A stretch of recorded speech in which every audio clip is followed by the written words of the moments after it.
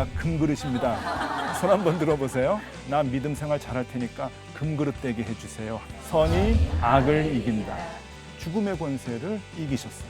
나는 없습니다. 나를 죽일 때만이 예수 그리스도가 들어올 수 있는 거예요. 힘들지만 하나님은 그렇게 살라고 하는 거예요.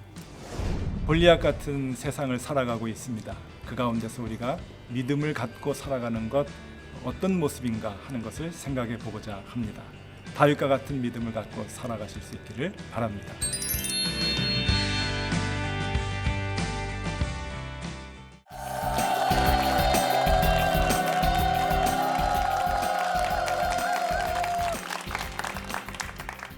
그동안 잘 지내셨어요? 네, 뵙고 싶었습니다. 오늘은 이제 결론적인 부분을 조금 다뤄보려고 합니다. 우리가 그동안 그 골리앗 세상에서 어떻게 다윗처럼 살 것인가 하는 것에 대한 주제를 갖고 짧은 시간이지만 몇 강좌 이렇게 생각을 해봤는데요. 이렇게 이 신앙이라고 하는 아주 큰 주제를 이렇게 몇 번 얘기하는 것으로 다 이렇게 신앙을 다 설명할 수는 없습니다만은 가장 중요한 것, 우리가 무엇을 믿느냐, 그리고 믿음의 대상, 믿음의 신앙의 관심을 무엇을 갖고 살아가느냐, 그리고 우리가 매주 드리는 예배를 어떻게 드릴 것이냐 하는 것만 우리가 바로 잡아도 우리가 좋은 신앙인의 모습, 다윗과 같은 모습으로 살아갈 수 있겠다 생각을 합니다. 오늘의 소주제는 진짜냐 가짜냐 하는 거예요. 우리가 한번 그 하나님을 믿고 예수 믿고 살아가는데 정말 다윗같이 진짜로 살아가야 되지 않겠습니까? 네. 그래야 하나님께서 기뻐하시고 또 하나님께서 주시는 복을 우리가 마음껏 누리며 살아갈 수 있을 텐데 그 진짜의 능력이 어떻게 되는지, 진짜로 살아가는 사람들의 그 아름다운 삶의 모습이 영향력이 얼마나 큰지 거기에 대해서 우리가 생각을 해보려고 합니다.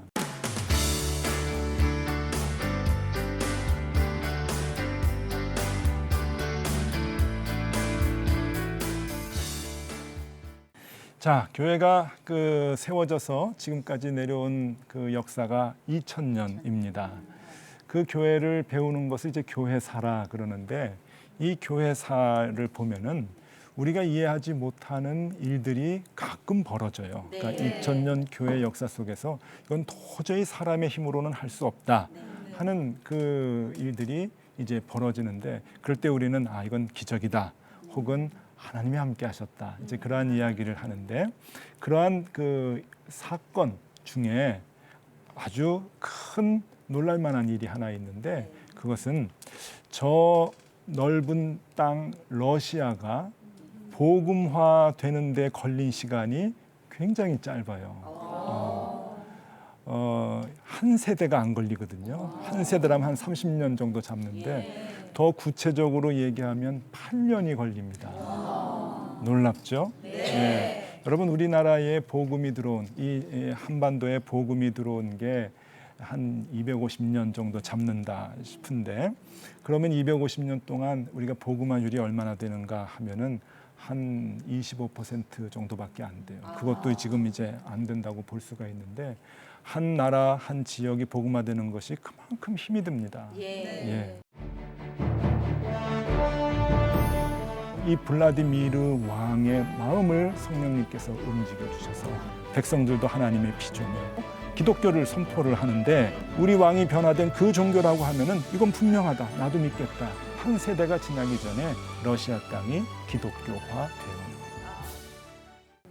그럼에도 불구하고 저 넓은 러시아 땅이 복음화 되는데 그렇게 짧은 시간이 걸린 데 있어서는 한 사람의 역할이 굉장히 중요했어요. 그 사람이 누군가 하면은 블라디미르라고 하는 왕입니다. 블라디미르. 이 블라디미르 왕은 블라디미르 1세라 그렇게 얘기하는데 이 블라디미르 1세는 주후 980년에 왕이 돼가지고 1015년까지 그러니까 정확히 36년간 러시아를 통치를 해요. 근데 그 당시는 러시아가 아니고 이름이 키예프라고 하는 나라입니다. 키예프 공국 이제 그렇게 역사적으로는 얘기하는데 이 키예프 공국의 왕이 이제 되는데 이 사람이 원래 못됐다 그래요. 아주 포악한 왕이라고 그러고 술 좋아하고 그다음에 세금으로 거둔 돈 가지고 파티 좋아하고 여자 좋아하고 부러우세요? 그러고서는 옛날 왕들 다 그랬지만 자기 정책에 반대하는 사람들 잡아다가 옥에 가두고 죽이고 그걸 이제 일삼았던 이제 사람이에요. 왕이 된 다음에 이런 생각을 합니다. 이 넓은 영토에 흩어져 있는 이 사람들을, 이 키예프 사람들을 하나로 묶어서 내 말을 잘 듣게 해야 되겠다. 이렇게 생각을 하고는 무엇인가 하나로 이렇게 묶을 수 있는 정신이 하나 있으면 좋겠다 생각을 하다가 종교가 제일 좋겠다 생각을 한 거예요. 그 당시 그 키예프 곳곳에는 이제 그 무속 전통 종교들 이런 것들이 많았는데 그거 말고 하나로 종교를 이제 국교로 잡으면은 통치하기가 쉽겠다. 그런 생각을 해서 그 당시에 유럽에서 또 세계적으로 많은 사람들이 갖고 있는 그 신앙을 이제 그 종교를 4가지를 선택을 해서 사람들을 불렀어요. 그것이 이제 유대교, 그리고 이슬람교, 그다음에 로마 카톨릭, 그다음에 동방정교회였어요. 이 로마 카톨릭하고 동방정교회는 다 같은 하나님을 믿는 종교이지만 이게 그 당시에는 이제 많이 싸워가지고 이제 다른 종교로 그렇게 생각을 했었어요. 그래서 이 4종교를 선택해서 키예프 이제 왕국으로 불렀습니다. 그러니까 요즘 얘기를 하면은 와서 브리핑 해봐, 좋으면 하나 고를게 이제 그런 거예요. 그래서 사람들이 와가지고 이제 브리핑을 한 거예요. 그 왕궁에서 이 블라디미르 왕 앞에서 이제 그 브리핑을 이제 하는데 처음에 이 4종교의 지도자들의 브리핑을 받고는 2 종교를 떨어뜨립니다. 유대교를 떨어뜨리고 이슬람교를 떨어뜨려요. 근데 유대교를 떨어뜨리는 이유는 너무 교만해 저 사람들. 자기네들이 최고래 이렇게 생각해가지고 기분 나빠서 떨어뜨리고 그다음에 이슬람교는 술을 못 먹게 하거든요. 자기가 술은 먹어야 되니까 이거는 이제 안 된다. 그래가지고 이슬람교를 이제 떨어뜨렸어요. 자, 그럼 이제 2개 남았어요. 로마 카톨릭하고 그다음에 동방정교회가 남았는데 2차 이제 관문이 이제 있어요. 2차 관문은 뭐냐면은 사신단을 조직을 해가지고 그곳으로 보낸 거예요. 그래서 일정 기간을 살다가 와서 보고하라고. 그래서 사신단을 만들어서 로마 카톨릭 그 사신단은 로마 카톨릭의 본부가 있는 로마로 보냈어요. 그래서 거기에서 일정 기간 살다가 오도록 했고요. 그다음에 동방정교회 쪽은 이제 사신단을 만들어서 동방정교회의 본부가 있는 콘스탄티노플로 보냈어요. 그러니까 지금의 터키의 이스탄불이죠. 그쪽으로 이제 보내서 몇 개월 동안 살다가 이제 오도록 했는데 이제 와가지고 이제 블라디미르 왕에게 보고를 하는 거예요. 로마 갔다 온 사람들이 하는 얘기가 아이고 집에 오고 싶어서 혼났습니다. 얼마나 가족들이 보고 싶은지 아유 그냥 거기도 사람 사는 거 똑같습니다. 그러고서 보고를 했는데 콘스탄티노플에 갔다 온 사람들은 사뭇 보고가 달랐어요. 천국이 따로 없었습니다. 정말 그 사람들은 하나님 때문에 기쁜 삶을 살고 있었습니다. 집 생각 나지 않았습니다. 이제 이러니까 왕이 뭐 선택했겠어요? 블라디미르 왕이 뭘 선택했겠어요? 동방정교회다. 그래서 동방정교회를 이제 선택을 하고 동방정교회를 사람들에게 믿어라 하기에 앞서서 왕이 알아야 되잖아요. 그래서 동방정교회의 지도자를 따로 초청을 해서 교리에 대해서 배우기 시작을 했어요. 여러분 생각해 보세요. 기독교의 교리라고 하는 게 뭐예요? 성경 공부잖아요. 그러니까 그 지도자들이 와서 성경을 펴고 블라디미르 왕하고 이제 그 성경 공부를 하는 거예요. 근데 놀라운 일이 벌어져요. 여러분 아시죠? 성경은 그것을 읽을 때 성령님이 마음을 움직이시는 거예요. 근데 그 상황 속에서 이 블라디미르 왕의 마음을 성령님께서 움직여 주셔서 이 사람이 정말 거기에서 회심을 하고 예수 그리스도를 만나게 돼요. 그래서 진짜 그리스도인이 되는 거예요. 여러분 왕이 한 나라의 왕이 그리스도인 진짜 그리스도인이 되면은 정책이 바뀌어요.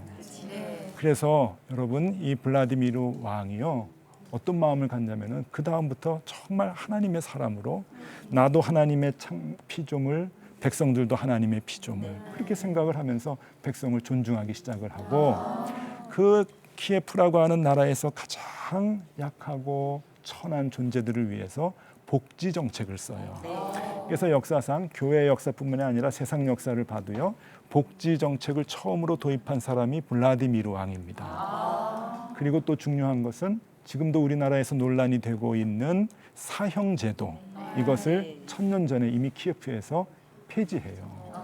왜냐하면 사람 다 실수할 수 있다. 그리고 사람의 생명은 하나님의 몫이다 라고 생각하는 그 성경적 생각으로 인해서 사형제도를 폐지해요. 이전에는 자기하고 반대되는 사람은 다 죽였는데 이제 그러지 않는 거예요. 그리고 경건한 생활을 하기 시작을 하는데 이 소문이 백성들에게 급속도로 퍼지게 되는 거예요.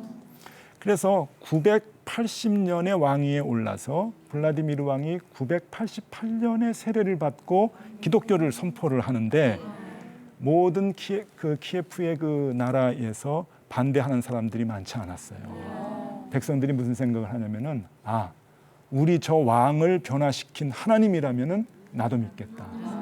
우리 왕이 변화된 그 종교라고 하면은 이건 분명하다. 나도 믿겠다. 그래서 그때부터 그 러시아 땅이 키예프 공국이 많은 사람들이 동방 정교회를 믿고 하나님을 믿게 이제 되었습니다. 그래서 여러분 지금도 러시아 가보면은요 사람들이 제일 존경하는 사람 누구냐? 그러면 블라디미르예요. 블라디미르. 그래서 지금도 가보면은 그 블라디미르 주가 있고요. 블라디미르라고는 도시가 있고 그래요. 우리 교회도 러시아에 가서 이제 많은 봉사도 하고 그러는데 아이들 모아놓고 이제 성경학교 하고 그러면은요 블라디미르 하고 부르면은 몇 명의 얼굴을 지금도 이렇게 어머니들이 사내 아이를 낳아서 너 훌륭하게 커라 그럼 블라디미르라고 하는 이름을 많이 붙여줘요. 그 러시아 혁명을 일으켰던 레닌 아시죠? 레닌의 이름이 블라디미르입니다. 그리고 또 아세요? 지금 대통령 푸틴의 이름도 블라디미르예요. 많아요, 블라디미르가. 예, 철수만큼 많아요. 그래서 다 이름은 블라디미르 이제 그러는데 여러분 그렇게 사람들이 존경할 만한 사람이 된 거예요. 처음엔 그렇게 포악한 왕이었다가 정말 하나님을 만나고 그렇게 변화되어서 영향력을 미치는 거예요. 여러분 왕이니까 명령하면 다 예수 믿을까요? 아니에요. 백성들이 그렇게 미련하지 않거든요. 백성들 똑똑합니다. 예. 부당하면은 절대로 쫓아가지 않아요. 말로는 하겠다고 하지만 마음이 동의되지 않는 거예요. 그런데 이 왕이 변화된 모습을 보여주니까 많은 백성들이 그 하나님 나도 믿겠다. 그러고서 그 짧은 시간에 한 세대가 지나기 전에 러시아 땅이 기독교화 되어요. 아주 놀라운 일이죠. 아주 교회 역사에 보면은 아주 이해하기 힘든 정말 기적과 같은 일이 이제 벌어집니다. 간디는 예수님에 대해서 관심이 많았거든요. 함께 신앙생활하는 사람들 때문에 상처를 받고는 너희의 종교를 갖고 너희 나라로 돌아가라. 그러나 예수는 놓고 가라. 가짜는 아무리 많아도 한 사람의 마음조차 바꿔놓지 못해요. 근데 여러분 반대의 얘기도 있어요. 반대 얘기를 좀 해드릴 텐데 좀 마음 아파요. 인도의 독립의 아버지 간디 아시죠? 마하트마 간디.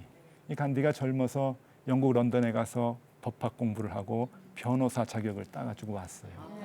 근데 변호사 생활을 이제 인도에 사는데 잘 안 됐어요. 너무 힘들었어요. 그래가지고 좀 절망적이고 시리에 빠져 있을 때 친구들이 남아프리카 공화국에 있었는데 와서 좀 같이 일하자 하고 남아프리카 공화국으로 오라고 이제 간디를 불렀어요. 그때야 다 영국의 식민지였잖아요. 인도도 영국의 식민지고 남아프리카 공화국도 영국의 식민지여서 왔다 갔다 왕래하는 게 어렵지 않았어요. 그래서 이제 그곳에 젊은 나이에 이제 가서 이제 남아프리카 공화국 더반에서 이제 잠깐 있다가 다시 영국으로 가려고 했는데 그만 거기서 22년을 살게 돼요. 근데 다 그곳에서 함께 지냈던 사람들이 영국 백인들이었거든요. 근데 영국 백인들이 예수 믿는 사람들이 많았어요. 그래서 어떻게 하든지 이 간디를 예수 믿게 하려고 많은 사람들이 주변에서 노력을 했어요.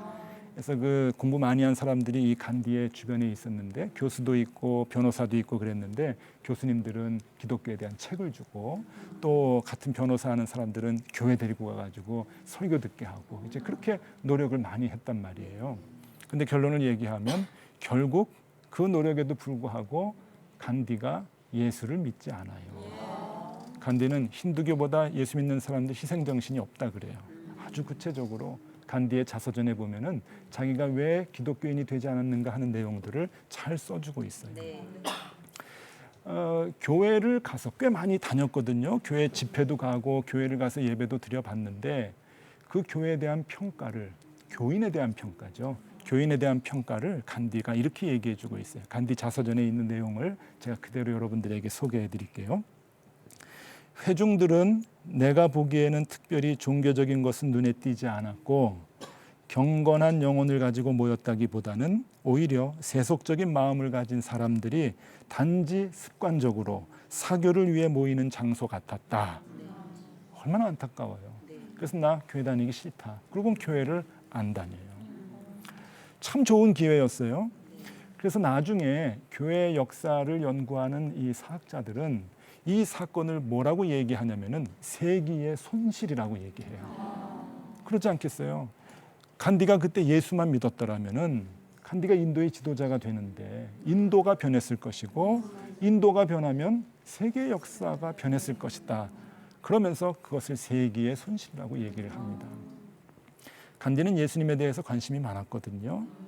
그래서 성경도 많이 봤던 사람이에요. 그리고 기독교 문화도 영국에서 공부했기 때문에 잘 이해했던 사람이에요. 그리고 친구들이 교회 가자 그랬을 때 그냥 간 것이 아니라 정말 예수님을 알기 위해서 갔었어요. 네. 그럼에도 불구하고 함께 신앙생활하는 사람들 때문에 상처를 받고는 교회를 안 다니게 됐다고 하는 거예요.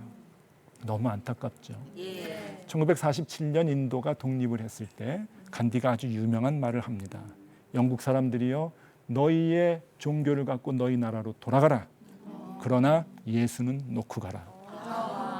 아주 멋있는 얘기를 했어요. 예수님에 대해서 아는 거예요. 그런데 교인들은 싫다는 거예요. 영국 사람들 그냥 교회 갖고 가. 너희들 본받을 거 없어. 그 얼마나 안타깝습니까? 자, 역사적인 이야기인데 뭘 얘기하려고 하는가 하면은 진짜 한 사람은 세상을 바꿉니다. 그런데 여러분 아세요? 가짜는 아무리 많아도 한 사람의 마음조차 바꿔놓지 못해요. 예. 그것이 진짜와 가짜의 차이라고 하는 거예요. 우리는 진짜 가짜 얘기하지만 우리 애들은요. 전 딸들 키우는데 우리 애들은 명품 짝퉁 그렇게 얘기해요. 어떤 사람은 얘기해요. 짝퉁을 정말 AS 해주는 애프터 서비스 해주는데 갖다 줘도 모르고 해준다고 뭐 그럴 정도로 그렇게 짝퉁을 잘 만든다 그러는데 여러분 그래서 그런지 한국은 교인들도 짝퉁이 많아요. 한국 사람들은 짝퉁도 그럴듯해요. 교인들도. 근데 여러분 아세요? 예, 가짜가 많은데도 진짜 같아요. 구분이 잘 안 돼요. 근데 여러분 진짜와 가짜는 결국 드러납니까? 안 드러납니까? 드러나요. 드러나요. 예. 혹시 짝퉁 핸드백 하나씩 있으세요? 예. 정말 잘 만든 거 하나씩 갖고 계십니까? 네. 그러세요? 그거 언제 드러나는 줄 아세요? 평상시엔 잘 드러나지 않아요. 근데 비 오는 날은 드러나요. 알고 계시죠? 예. 명품은 어떻게 돼요? 비 오면은 예, 안고 가고 짝퉁은요? 머리에 쓰죠. 머리에 쓰고. 예. 예. 평상시에는 그냥 그게 그냥 똑같아 보여도 여러분 우리의 신앙도 마찬가지예요. 하나님 앞에서는 언제나 드러납니다. 하나님 속지 않으세요. 사람은 속을 수 있어도 하나님은 절대 속지 않으세요. 진짜 신앙, 가짜 신앙. 그러나 아셔야 됩니다. 진짜 한 사람은 세상을 변화시키지만 예, 가짜는 아무리 많아도 한 사람 변화시키기 힘들다 하는 거예요. 우리가 다윗처럼 살아간다고 하는 것은 진짜로 살아가는 거예요. 쉽지 않습니다. 만만치가 않아요. 십자가의 프레임을 갖고 살아간다고 하는 것 죽을 것만큼 어려워요. 어떻게 우리가 악을 선으로 대할 수 있겠습니까? 어떻게 우리가 미움을 사랑으로 대할 수 있겠습니까? 거짓이 팽배한 만연한 이 사회 속에서 어떻게 진실만을 고집하고 살 수 있겠습니까? 힘들지만 하나님은 그렇게 살라고 하는 거예요. 그러니까 어렵지요. 그러나 그렇게 살아가는 사람들이 세상을 바꿉니다. 그리고 공동체를 바꿉니다.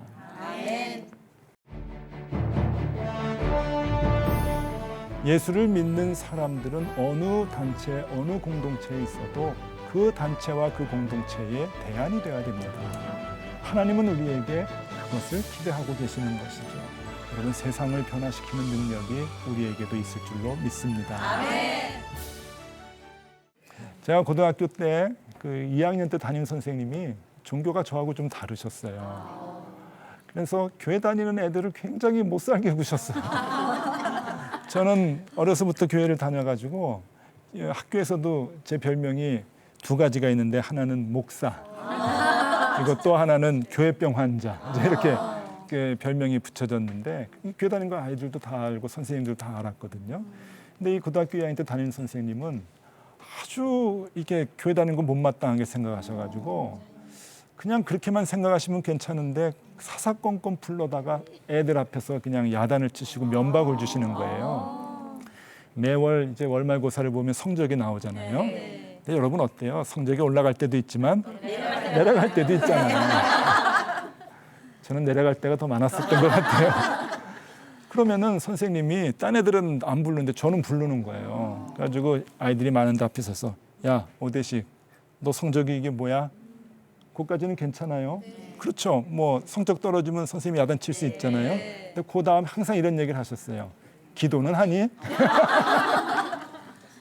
너 교회 다닌다며? 야 기도하면 하나님이 성적 높여주시지 않아? 이렇게 얘기를 하시는 거예요. 그러니까 마음이 너무 아픈 거예요.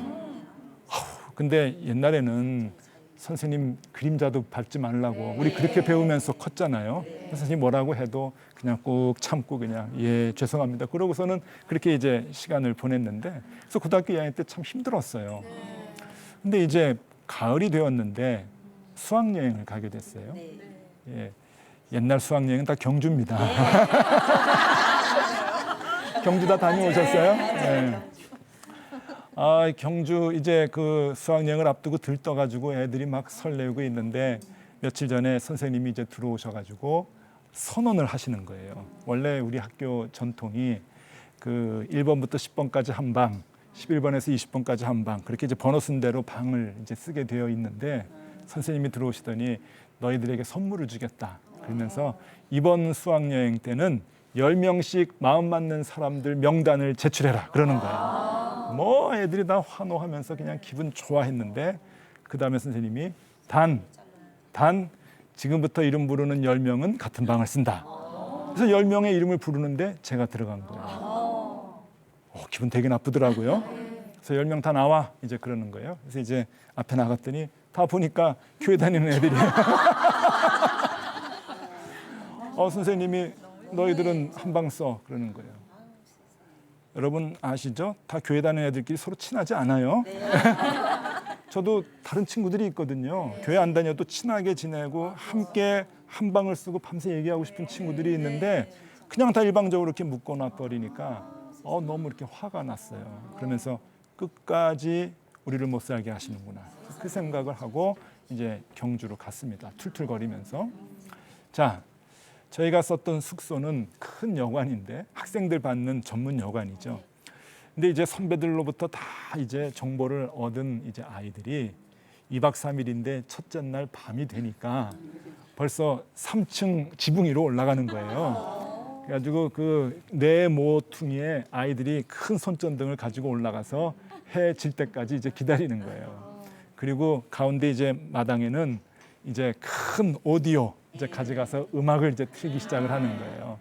자, 이제 그렇게 이제 노는 거예요. 그런데 우리도 밥 먹고 가서 좀 놀까? 이제 그러고 있는데 선생님이 문을 두드리는 거예요. 퉁퉁퉁 문을 두드리면서 이만큼 시험지를 가지고 오시는 거예요. 그래서 이 시험지 내일 아침까지 다 해라. 너희는 나가지 말고 하라. 막 화가 나가지고 이게 뭐예요? 그랬더니 그 자치단체에서 주는 또 요식단체에서 주는 설문지였어요. 뭐 밥은 잘 나오는지 위생적인지 뭐 그 종업원들은 친절한지 이런 걸 조사하는 건데 전교생에게 다 가야 될 거를 우리한테 주는 거예요. 그래서 이게 뭡니까? 이게 그랬더니 담임 선생님 하시는 말씀이 자꾸 이거 쓰라고 하니까 아이들이 장난으로 써서 학교가 곤란해진다는 거예요. 그래서 너희들이 좀 써라. 그리고 이 너희들을 좀 기분 나쁘겠지만 이렇게 교장 선생님하고 선생님들이 상의해가지고 너희들 고른 거니까 너희들이 좀 써달라는 거예요. 기분이 좀 나빴지만 그래도 뭐 괜찮다 싶어가지고 이렇게 알겠습니다 그러는데 선생님이 문을 닫고 나가면서 한마디를 하는 것이 제 평생 잊혀지질 않아요. 선생님이 뭐라 그러시냐면은 그래도 믿을 놈들은 니들밖에 없다. 정말 멋진 말을 하시더라고요. 그래도 믿을 놈들은 니들밖에 없다. 아, 선생님이 보셨구나. 아셨구나. 우리를 그냥 미워하신 것이 아니구나. 선생님의 미움이 그날 싹 사라졌어요. 그리고 그 선생님의 얘기이지만 그 뒤에 제 목회나 제 삶의 좌우명이 되더라고요. 규모는 달라도 그건 어디에서나 똑같이 적용된다고 생각을 해요. 예, 믿을 놈들은 니들밖에 없다. 예수를 믿는 사람들은 어느 단체, 어느 공동체에 있어도 그 단체와 그 공동체의 대안이 되어야 됩니다. 우리가 진짜 예수를 잘 믿을 때 그 공동체가 살아나고 그 공동체가 변화된다고 하는 거예요. 하나님은 우리에게 그것을 기대하고 계시는 것이죠. 진짜는 그 능력이 있습니다. 여러분들, 골리앗 같은 세상이에요. 그리고 그 골리앗 같은 마음이 교회 안에도 들어와 있어요. 그러나 우리가 다윗 같은 마음으로 우리가 신앙을 붙잡고 살아가게 되면은 여러분, 세상을 변화시키는 능력이 우리에게도 있을 줄로 믿습니다. 아멘. 그 믿음 갖고 열심히 살아가서 세상을 변화시키는 저와 여러분들이 다 되실 수 있기를 바랍니다. 아멘. 감사합니다.